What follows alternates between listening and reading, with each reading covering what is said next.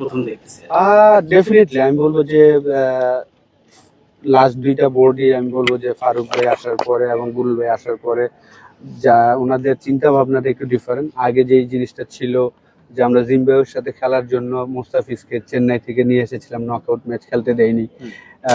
এখন কিন্তু এই জিনিসটা হচ্ছে না। আপনি যদি দেখেন যে ইউএর সাথে আমরা সিরিজ হেরেছিলাম, সেখানে কিন্তু মুস্তাফিজ ছিল না, যে বিকজ অফ আইপিএল এর জন্য।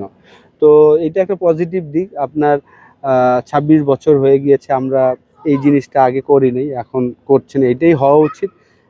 সব সময় সব প্লেয়ারকে আমরা হয়তো বা পাবো না, ইনজুরি হতে পারে, ফ্যামিলির সমস্যা হতে পারে, তখন আরেকটা প্লেয়ারকে অপরচুনিটি দেওয়া উচিত।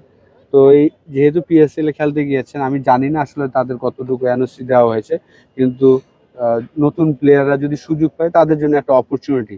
কারণ তাহলে আমরা বুঝতে পারবো যে আমাদের বেঞ্চটা কত। আমি মনে করি যে আমাদের এখন বাইরে অনেকগুলো প্লেয়ার আছে যারা খেললে খারাপ করবে না, বিশেষ করে শর্টার ভার্সনে। ওয়ানডে